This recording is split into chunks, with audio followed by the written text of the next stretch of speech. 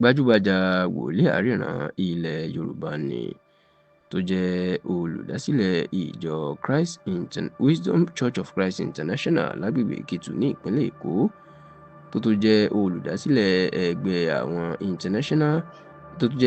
olùdásílẹ̀ àwọn Federation of League of Concerned Prophets of Nigeria ìyún ẹgbẹ́ àwọn wòlíì lórílẹ̀‐èdè Nàìjíríà ìyún wòlíì Bísí Olújọbí ìlà ń sọ nípa ẹ̀ o.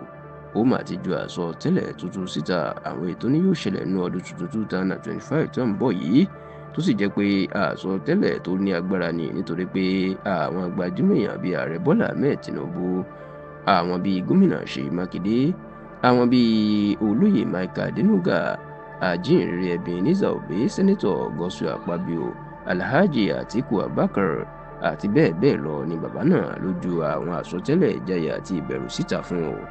Nínú àsọtẹ́lẹ̀ tí bàbá náà tó ń sọ nínú ọ̀sẹ̀ tí ó kọjá yìí ni ló mà ti jẹ́ kó di mímọ̀ wípé lóòótọ́ ni ogun yóò dìde sí Tinubu tí wọn yóò dá ẹgbẹ́ òṣèlú tuntun sílẹ̀ láti kojú ẹ̀, ṣùgbọ́n tó jẹ́ kó di mímọ̀ pé àti a àti b o Tinubu náà ni yóò padà jáwé olúborí nínú ọdún 2027 lásìkò tí ètò ìdìbò bá fẹ́ wáyé.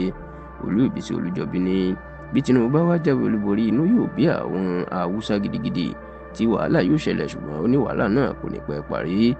Wòlíì Olújọbí tó wá sọ àsọtẹ́lẹ̀ pé lọ́dún tó ń bọ̀ o orúkọ Àtíkù yóò rinlẹ̀ ṣùgbọ́n kò níbì kan tó ń lọ kò lè di ààrẹ tó ń lé gidigidi. Bàbá náà tó wá ju àsọtẹ́lẹ̀ síta wípé ní ìlú Èkó kí gómìnà tẹ́lẹ̀ ní ìpínlẹ̀ náà Akínwùmí Àǹbọ̀dé àti àwọn tó ń lé ipò gómìnà kan má ṣe dára wọn láàmú. Ó ní ojú tuntun tẹ́nikẹ́ni ò mọ̀ ni yóò di gómìnà ìpínlẹ̀ Èkó lọ́dún 2027. Wòlíì Bísí Olújọbí tó ju àsọtẹ́lẹ̀ tó síta ó ní gómìnà Adeleke ti ìpínlẹ̀ Ọ̀ṣun ò ní ṣe sáà kejì o. Ó ní wọn yóò yẹ̀yẹ́ wọn yóò sì lé kúrò nípò, kódà ó ní òní máriwo àti wàhálà lọ́wọ́ rárá àti rárá. Bàbá náà tún sọ̀rọ̀ nípa ajìjàǹgbara fómìnira ilẹ̀ Ìgbò Nnamdi Kanu, ó ní yóò gba ìtúsílẹ̀ ní ọdún tó ń bọ̀.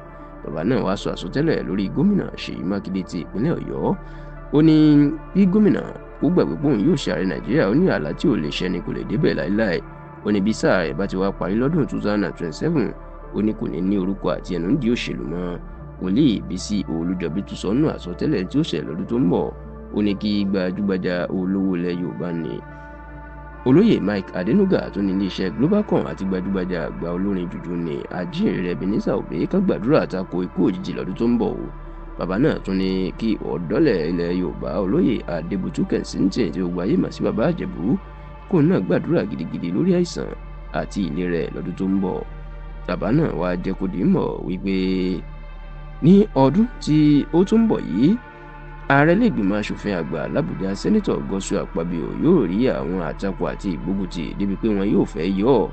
Bẹ́ẹ̀ ló jẹ́ kó di mọ̀ wípé èyí tí Olúwa tó fi hàn òun tó sì jẹ́ pé òun ló dùn mọ́ ọ̀pọ̀ àwọn ọmọ Yorùbá pàápàá àwọn ajìjàǹgbara fómìnira ilẹ̀ Yorùbá nínú ni pé orílẹ̀-èdè Nàìjíríà yóò padà fọ́ o, bẹ́ẹ̀ làwọn orílẹ̀-èdè tuntun yóò tún jáde ńbẹ̀. Wọ̀nyí làwọn àsọtẹ́lẹ̀ tí wòlíì Bísí Olújọbí tó jù síta, bẹ́ẹ̀ ló ka àwọn àsọtẹ́lẹ̀ tó ti wá sí ìmúṣẹ tó sì jẹ́ kó di mímọ̀ wípé gbogbo ètò ń sọ yìí ọdún tó ń bọ̀ ni yóò ṣẹlẹ̀, bẹ́ẹ̀ l'Olúwa ló sì sọ.